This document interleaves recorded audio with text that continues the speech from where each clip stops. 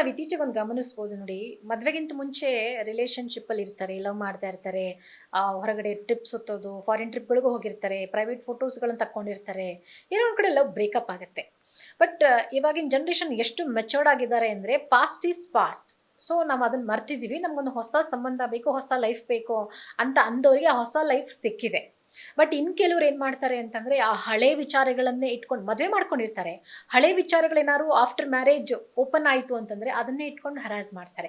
So ಇದ್ರ ಬಗ್ಗೆ ಅವರಿಗೆ ಒಂದು ಕೌನ್ಸಿಲಿಂಗ್ ಬೇಕು ಅಂತ ಅನ್ಸುತ್ತಾ? ಈ ಪ್ರೀ ಮ್ಯಾರಿಟಲ್ ಕೌನ್ಸಿಲಿಂಗ್ ಅಲ್ಲಿ ಅದೇ ಆಗ್ಬೇಕು ಮೇಡಮ್. ಹ್ಮ್ ಅವ್ರದ್ದು ಏನು ಪಾಸ್ಟ್ ಇದೆ, ಹ್ಮ್ ಅವ್ರ ಫ್ಯೂಚರ್ ಪ್ಲಾನ್ಸ್ ಏನಿದೆ, ಹ್ಮ್ ಅದೆಲ್ಲವೂ ಕೂಡ ಮತ್ತೆ ಇವತ್ತಿನ ನೀವು ಹೇಳ್ದಂಗೆ ಎಷ್ಟು ಮೆಚುರಿಟಿಯಿಂದ ಹ್ಯಾಂಡಲ್ ಮಾಡ್ತಾರಂದ್ರೆ ಓಪನ್ ಆಗಿ ಕೇಳ್ತಿದ್ದಾರೆ, ನಿಮ್ಗೆ ಏನಾದ್ರು ಪಾಸ್ಟ್ ಇದೆನಾ, ಹ್ಮ್ ಇದ್ರು ಕೂಡ ನೋ ಪ್ರಾಬ್ಲಮ್, ನೀವು ಶೇರ್ ಮಾಡ್ಬೋದು, I am also have a past ಅಂತ. ಹ್ಮ್ ಹ್ಮ್ ಹ್ಮ್ ಹಂಗಿದ್ದಾಗ ಹ್ಮ್ ಇಬ್ಬರ ಮಧ್ಯೆ ಆ ಕಮ್ಯುನಿಕೇಶನ್ ಎಕ್ಸ್ಚೇಂಜ್ ಆಯ್ತು ಅಂದ್ರೆ ಅವಳು ಮೊದಲೇ ಹೇಳಿದ್ಲಲ್ವಾ ಈ ತರ ಇತ್ತು ಅಂತ. Hmm so it going to be very good. Acceptance ತುಂಬಾ ತುಂಬಾ ಮುಖ್ಯ, ಮುಖ್ಯ, ತುಂಬಾ ಮುಖ್ಯ. ತುಂಬಾ ಅದನ್ನ ನೆಗೆಟಿವ್ ಆಗಿ ತಗೊಳಕ್ಕಿಂತ ಅಕ್ಸೆಪ್ಟ್ ಮಾಡ್ಕೊಂಡ್ಬಿಟ್ರೆ ಅದು ಪ್ರಾಬ್ಲಮೇ ಅಲ್ಲ.